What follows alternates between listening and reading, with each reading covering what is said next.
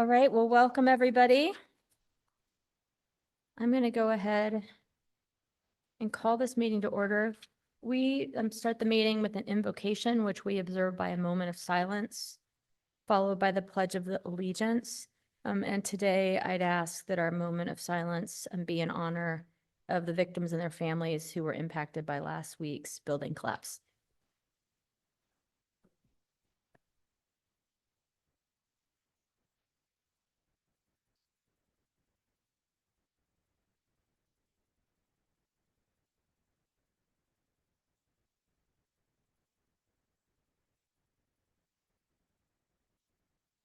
And Councilmember Morales, prior to the pledge, has something to say. Thank you, Madam Mayor.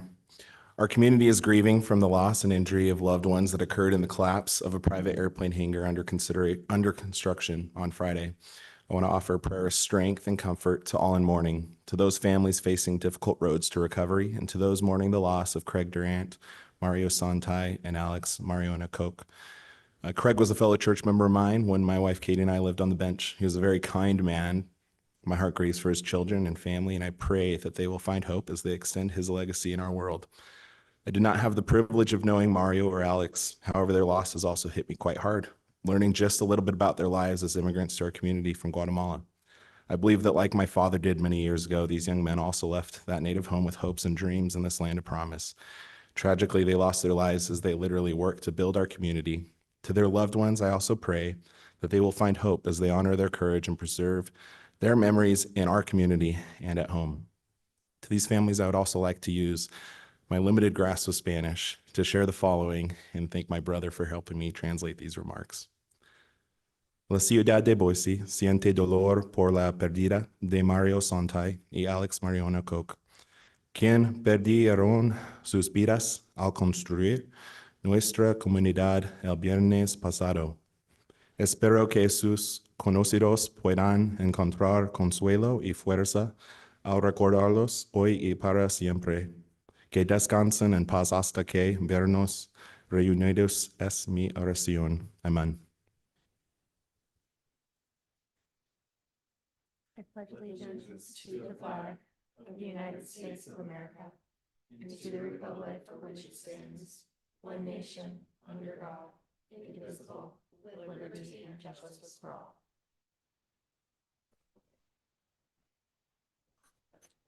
Thank you. Clerk, will you please call the roll? Corliss. Here. Halliburton. Here. Morales. Here. Nash. Here. Stead. Here. Willits. Here. All present. Minutes up for approval from January 30th. Madam Mayor, I move approval of the minutes of the 3:30 and 6 p.m. meetings on January 30th, 2024. Second. We have a motion and a second discussion. Clerk? Morales. Yes. Nash. Yes. Stead. Yes. Willits. Yes. Corliss. Yes. Halliburton. Yes. All in favor, motion carries. Thank you. And now we've got some appointments and a correction. So first, I'd ask unanimous consent to the appointment of Jeremy Malone to the Development Impact Fee Advisory Committee for a 4-year term ending January 2028. Was that the unanimous consent request? I guess. Okay. Yeah, but you should Okay, ask all for right. it. Madam I don't know Mayor, why I is said there- that. I think this is our I'm third- this is our- telling you how to do it from the dais, I think this is guess. our third week of corrections, so I probably could use it. Madam Mayor, I ask unanimous consent for the appointment of Jeremy Malone to the Development Impact Advisory Committee for a 4-year term ending January 2028. Without objection. I'd like to, is Jeremy online?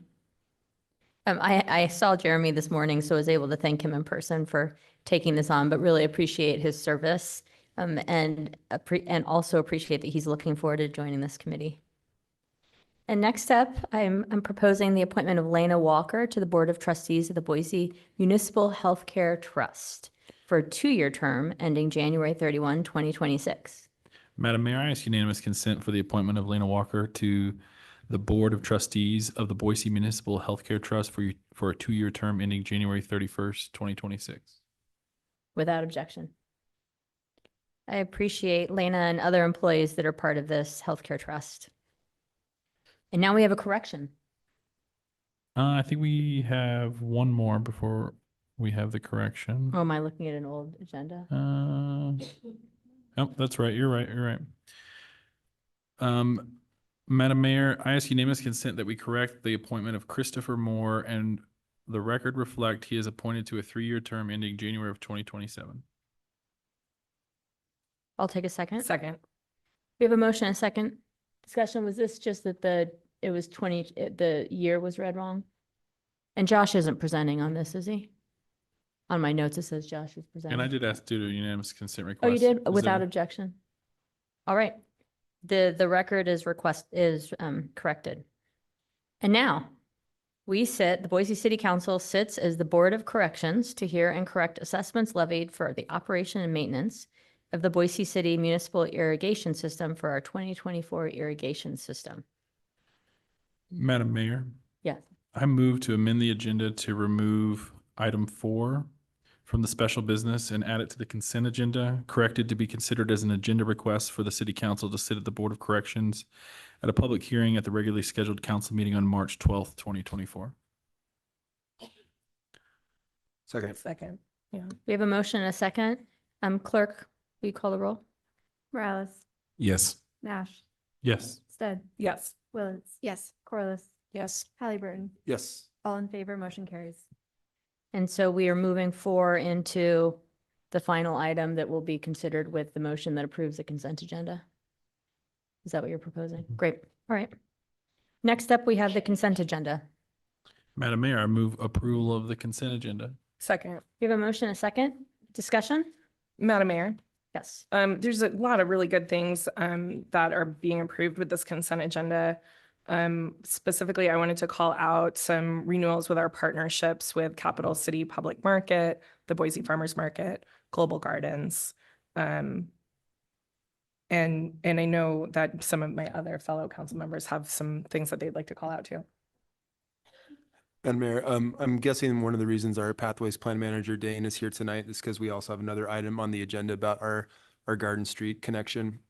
I was thinking about this one earlier, and if every single project is as tough a road to hoe as this one, we might be in a little bit of trouble. But I also think with the tenacity that we have from our staff in getting these projects done, we will find success with our other Pathways Plan projects as well. So great job. This is super exciting that we're approving this, getting this moving forward, and the partnership with ITD to do it as well. That Garden Street connection is going to be a big one. So thank you. While we're calling things out, I just wanted to point out too that we've got a resolution that's deferring impact fees for an affordable housing development on Latah Street. And also I'd like to thank the Ada County Highway District for doing the same. There's an acknowledgement of their deferral of impact fees for another development on State Street that is on the consent agenda as well. And with that, clerk, will you call the roll? Morales, Yes. Nash, Yes. Stead, Yes. Willetts, Yes. Corliss, Yes. Halliburton. Yes. All in favor, motion carries. And we will move to third reading. Madam Mayor, I move that further reading of ORD-1-24, ORD-2-24, ORD-3-24, and ORD-5-24, and ORD-6-24 be dispensed with, and let the record reflect they have been read the third time in full. Second. We have a motion, a second, clerk? Morales, Yes. Nash, Yes. Stead, Yes. Willetts. Yes. Corliss, Yes. Halliburton. Yes. All in favor, motion carries. ORD-1-24, an ordinance CAR 23-8 for property located at 9797 West Shields Avenue, amending zoning classifications of the city of Boise City to change the classification of real property, particularly described in section 1 of this ordinance and adjacent rights of way, from R-1C residential traditional to R-2 residential compact, setting forth a reasoned statement in support of the zone change and providing an effective date. ORD-2-24, an ordinance CAR 23-9 for property located at 11880 West Overland Road, amending zoning classifications of the city of Boise City to change the classification of real property, particularly described in section 1 of this ordinance and adjacent rights of way, from R-1A large lot residential to R-3 urban residential, setting forth a reasoned statement in support of such zone change and providing an effective date. ORD 3 an ordinance CAR 23 for property located at 1200 and 1208 South Leadville Avenue, amending zoning classifications of the city of Boise City to change the classification of real property, particularly described in section 1 of this ordinance and adjacent rights of way, from R-2 compact residential to R-3 urban residential, setting forth a reasoned statement in support of such zone change and providing an effective date. ORD 5 an ordinance CAR 23 for property located at 3102 North Sycamore Drive, amending zoning classifications of the city of Boise City to change the classification of real property, particularly described in section 1 of this ordinance and adjacent rights of way, from R-1A-SC/0, large lot residential with Sycamore character overlay, to R-1B/SC-0, suburban residential with Sycamore character overlay, setting forth a reasoned statement in support of such zone change and providing an effective date. ORD 6-24, an ordinance CAR 23-15 for property located at 220 West Gowan Road, amending zoning classifications of the city of Boise City to change the classification of real property, particularly described in section 1 of this ordinance and adjacent rights of way, from I-1 light industrial to I-2 heavy industrial, setting forth a reasoned statement in support of such zone change and providing an effective date. Thank you. And now we will move into new business. First, we have a, Madam Mayor. oh, yeah, um, you're sorry. We have to move on these. Yep. ordinance. So we're gonna take up 3 or 4 together, and then ORD 2-2-24 will be taken up separately. Madam Mayor, I move that ORD 1-24, ORD 3-24, and ORD 5-24, and ORD 6-24 be approved. Second. We have a motion, and a second discussion. Clerk? Morales, Yes. Nash, Yes. Stead, Yes. Willetts, Yes. Corliss, Yes. Halliburton. Yes. All in favor, motion carries. Madam Mayor, I move that ORD 2-24 be approved. Second. We have a motion, and a second discussion. Madam Mayor, Yes. I want to give a heads up that I'm going to be voting no. I voted against this development when it came before council, so I'll be voting no. Gotcha. Okay, thanks. Clerk? Morales, Yes. Nash, Yes. Stead, Yes. Willetts, No. Corliss, Yes. Halliburton. Yes. 5 in favor, 1 opposed, motion carries. Thank you. And now we'll move on to new business. We have the purchasing brief, RFQ 2023-9 for our library facilities master plan. Some of you, I think, recently asked when we would be choosing the consultant, and here we go. So Sean, welcome. And we've got Jessica Dorr from the library as well. Not really. Hello? Oh, Yep. there we are. You probably need to, well, maybe not. You Go might clo- just need to get a get, little closer to it. There we go. Mayor, council members, good evening. My name's Sean Wilson. I'm in Public Works. I'm the facilities manager, so I take care of most of our facilities, libraries, fire stations, pretty much everything. So I'm real excited about this one, library facilities planning. Just a little background on it. Last year, we finished strategic planning for the library. And one of the things that came out of that was a desire to do facilities planning. There was a lot of the community input. And so we launched an RFQ process, request for qualifications. We did receive four proposals. We had a pretty diverse selection team. We had the planning department, library, public works, quite the team.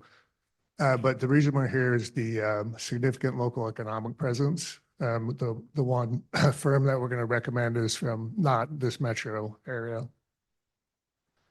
So a little bit on qualifications-based selection and SLEP, which is a significant local economic presence.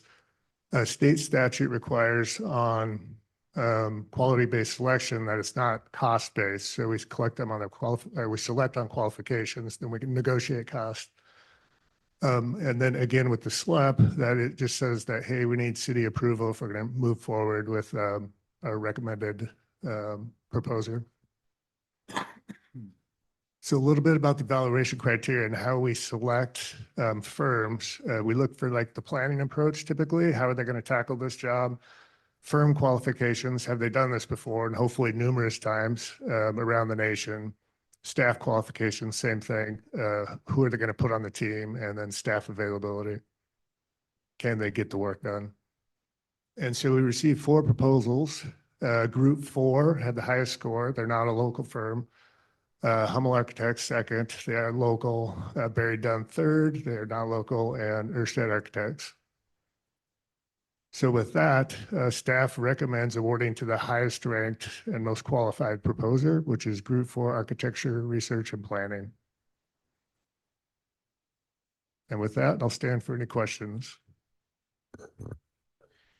Sean, Madam Mayor, Sean, my question is around selecting an architecture firm to do a facilities study. What type of qualifications are you looking for as far as like, there has to be some planning and maybe even public outreach in determining like site selection and so forth? Could you speak to that? Yep, Mayor, council member, typically, so like Group 4, they do architecture, but they're a little bit more of a research and planning firm. For this work, it's mostly all planning. So sometimes architecture firms have that embedded in, but most of the time, when you're looking for this expertise, it's kind of specific to the type of work. So this firm has done like multiple library system planning projects.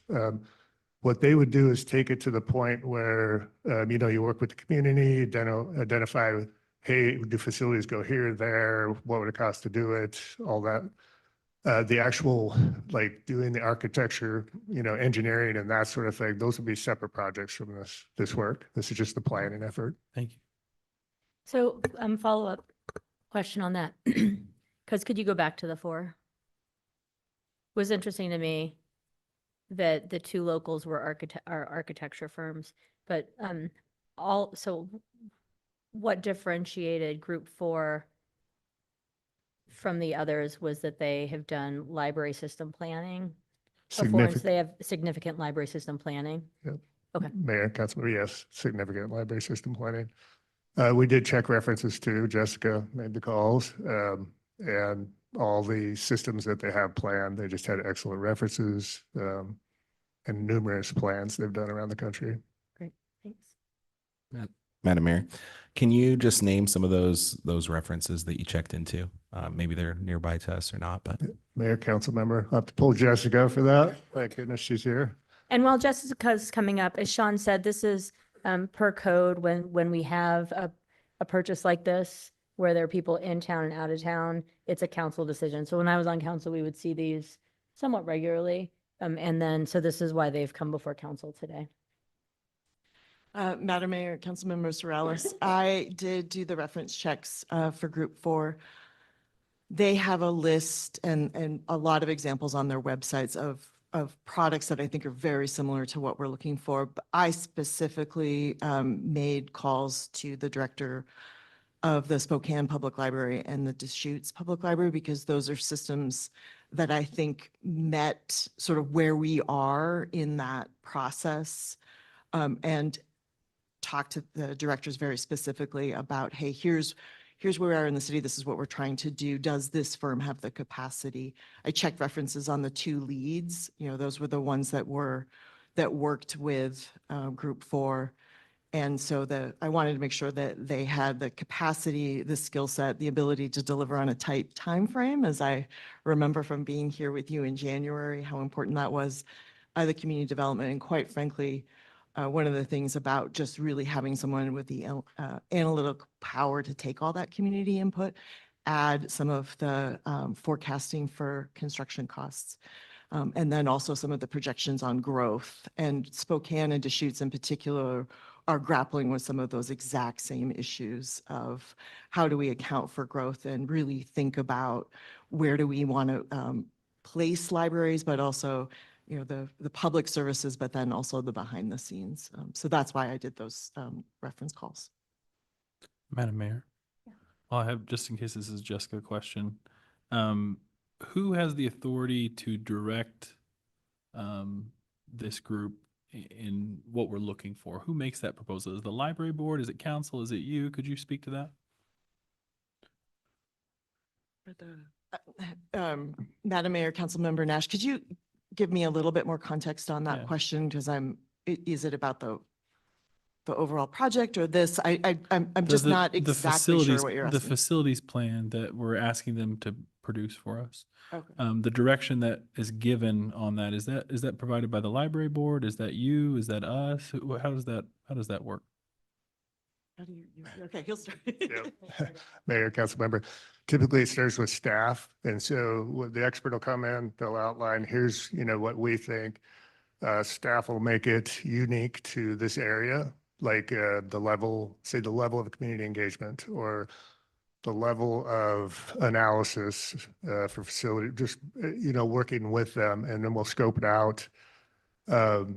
We usually do check-ins with the board, typically where we're at, this is where we're headed, board of trustees for the library.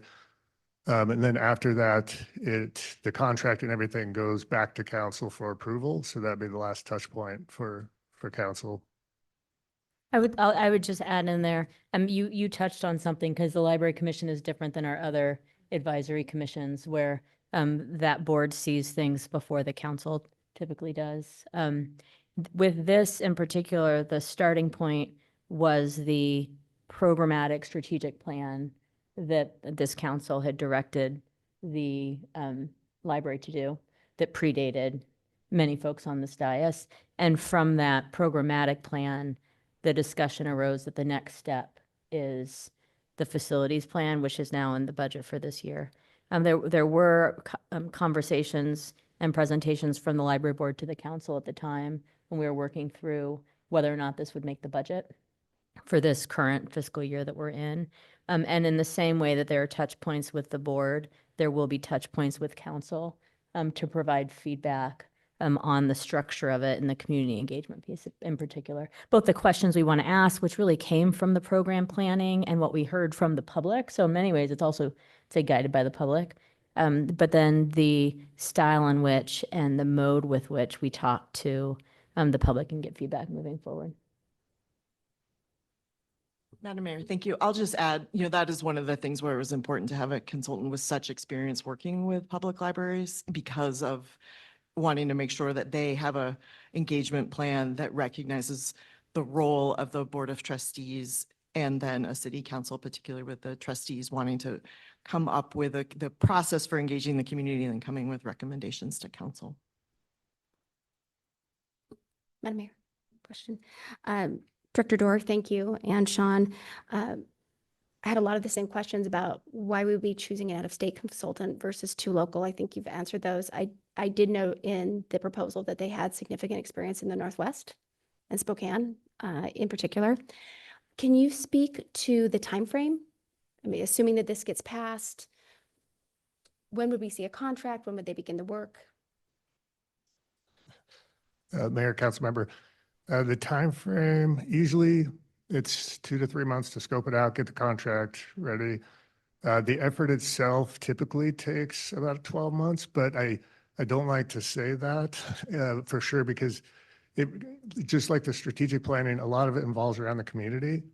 And so like we tried to do it under a certain time frame, and we were finding that the community really wanted to be involved. And, that's really important for a planning effort. So sometimes the schedules don't work as tight as you want them to. Is that a good answer? Madam Mayor, just maybe I think some quick guidance or some observations I have. These processes can take a long period of time if you want to do them right. And doing them right means really, really in-depth community engagement, making sure that everybody has a chance to weigh in, that everybody's excited about the plan that we've got moving forward. I think that that's so important. I also think that you've got a council up here who's really, really eager for the finished project and kind of get ready to get to work and to even begin seeing how we can be involved in sort of that planning process once it's complete, and picking up our role with the torch and kind of moving that facilities plan forward. So while I would say, like, yes, we need to make sure that we do it well, we need that in-depth community outreach. I think that you've got a council that's really, really eager to get that done and is going to be really willing to support you in getting it done sooner than later. And so I would just express that desire that we would love to see it done as soon as we possibly can without sacrificing that really, really important community engagement.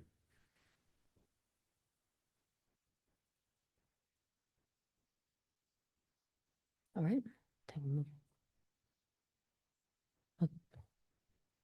If there are no Would you- further questions or comments, I think a motion is appropriate.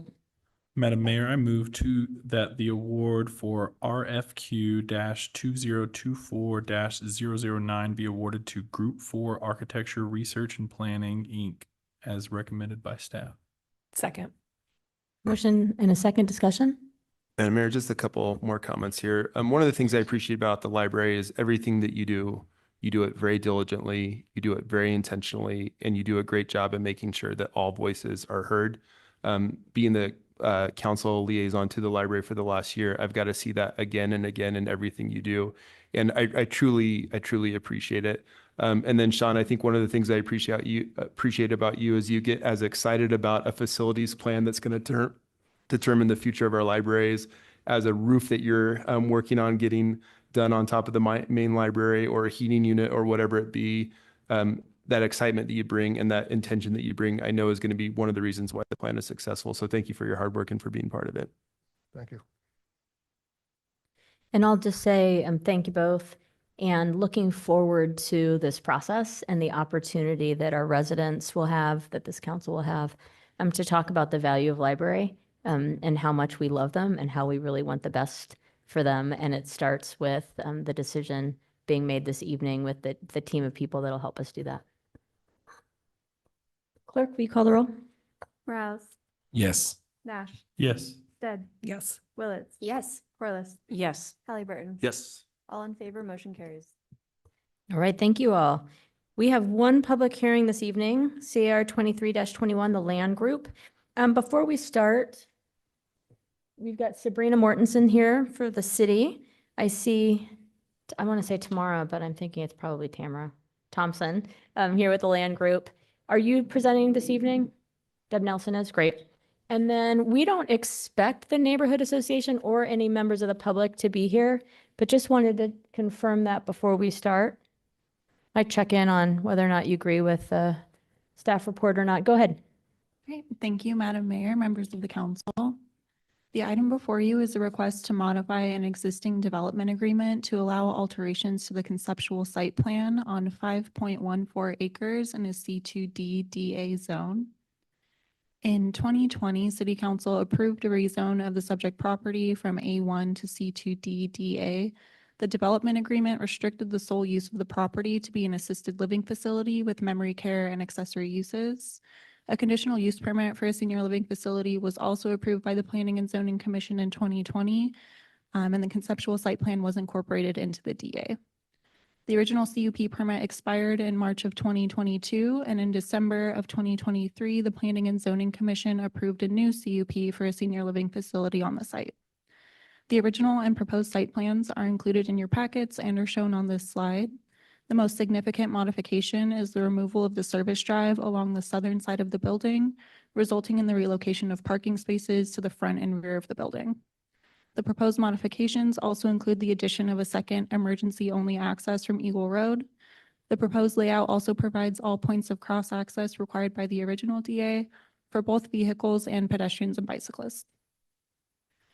There was neighborhood opposition to the proposed site layout at the December Planning and Zoning Commission hearing.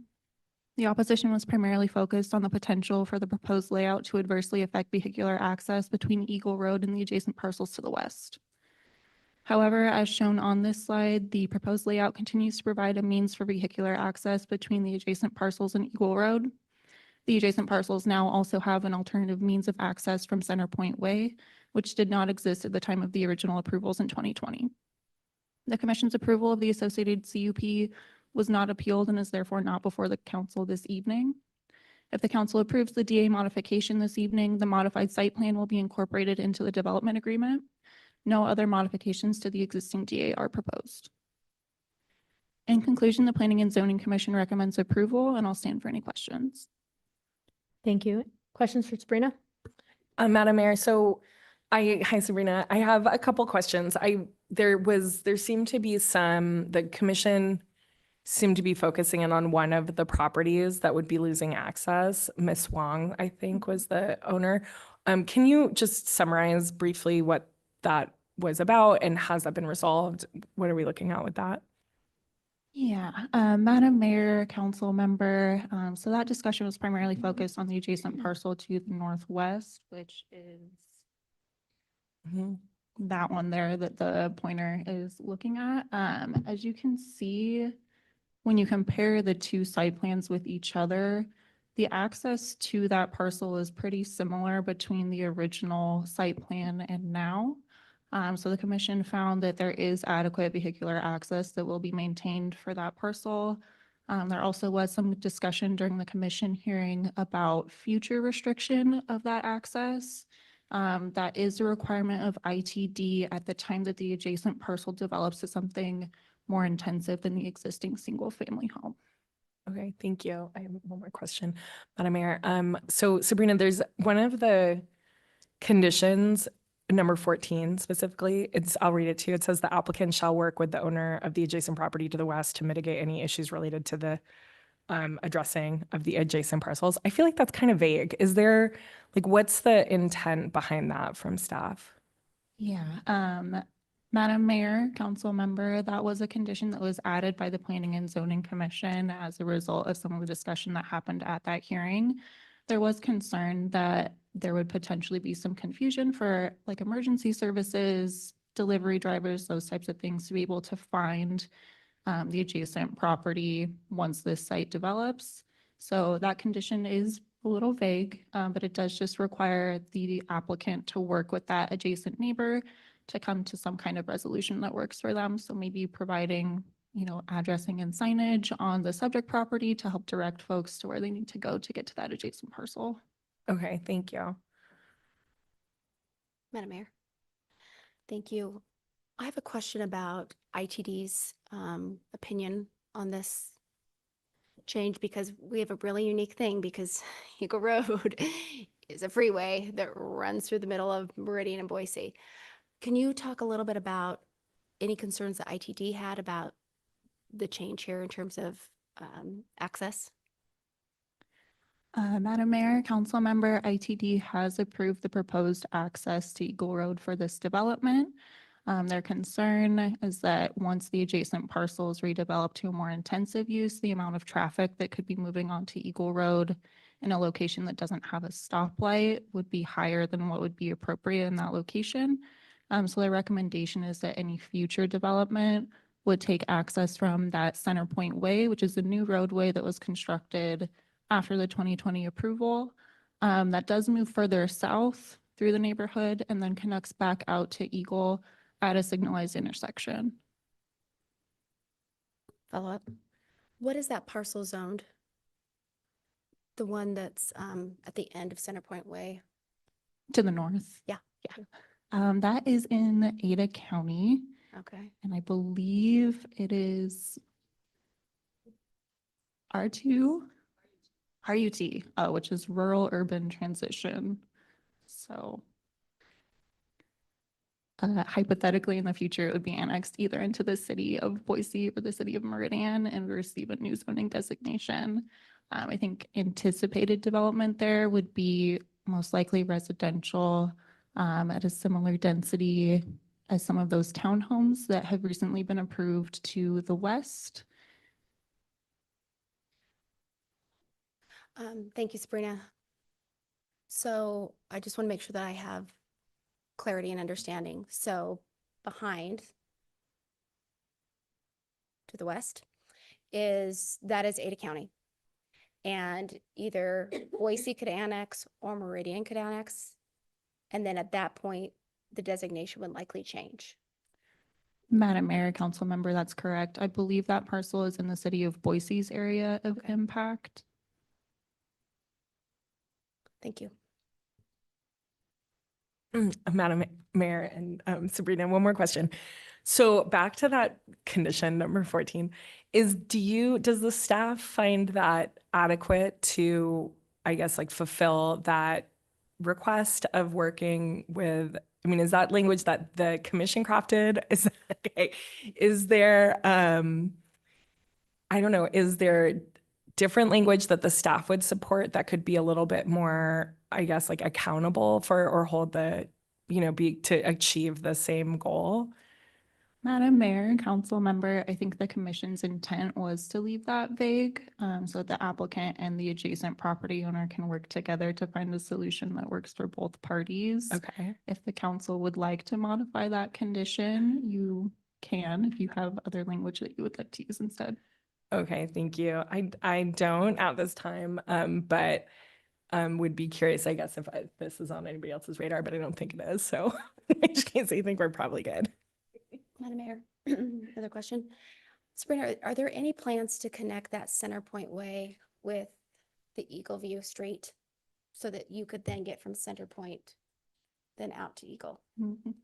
Madam Mayor, council member, I believe ACHD's long-term plan for that street would actually be that it would connect up to the north through Brooksburg Place. Ah, I see.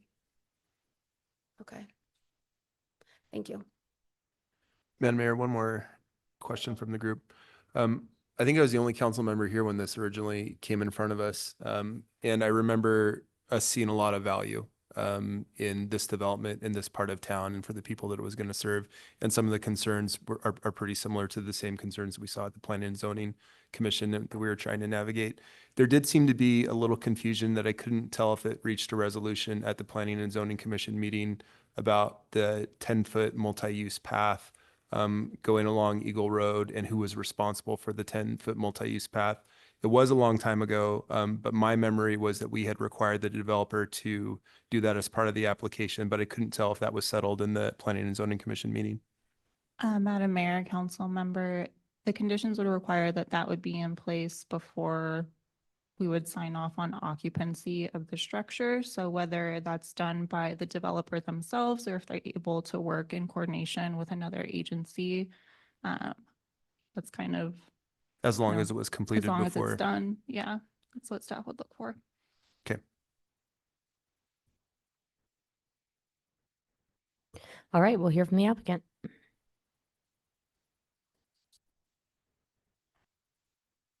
Madam Mayor, members of the council, Deborah Nelson, 601 West Bannock Street, here on behalf of the applicant. I have the owner with me as well from Stellar Living. Sabrina did a great job. So I don't think we have a presentation based on the fact that she's covered it perfectly.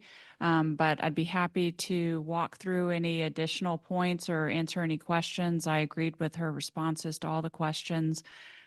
We are only looking to update 2 exhibits to the existing development agreement.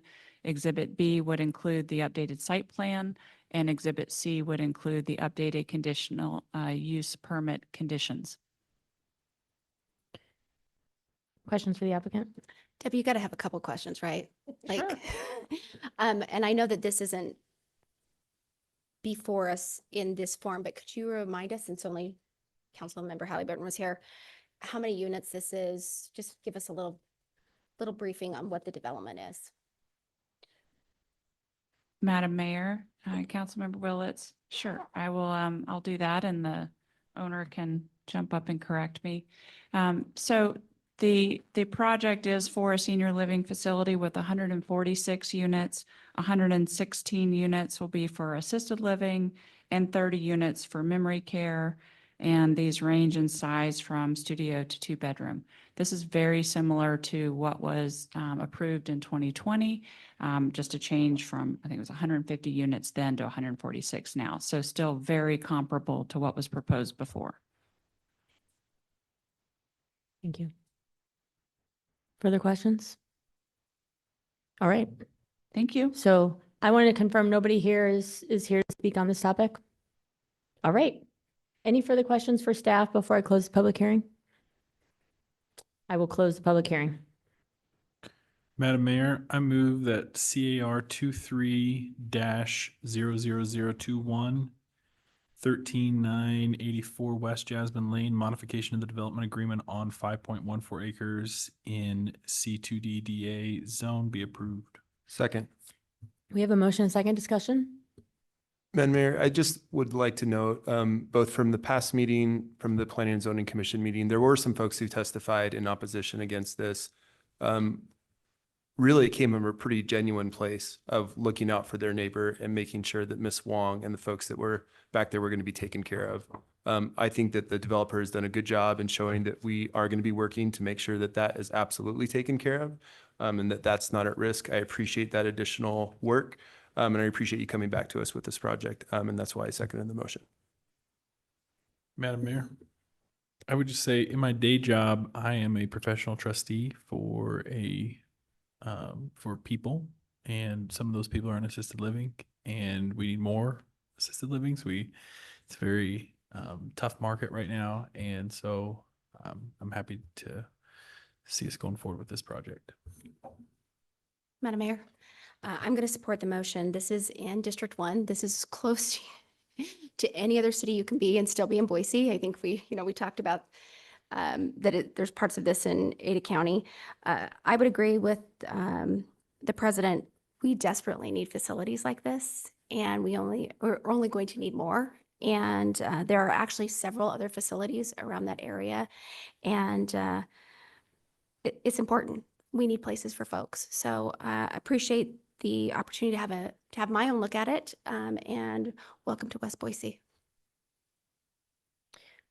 All right, clerk, we call the roll. Morales, Yes. Nash, Yes. Stead, Yes. Willetts, Yes. Corliss, Yes. Halliburton. Yes. All in favor, motion carries. All righty. Take a Madam- motion to adjourn. Madam Mayor, I move that we adjourn. Second. All in favor? Hi. Aye. Opposed? We are adjourned. Thanks, everybody.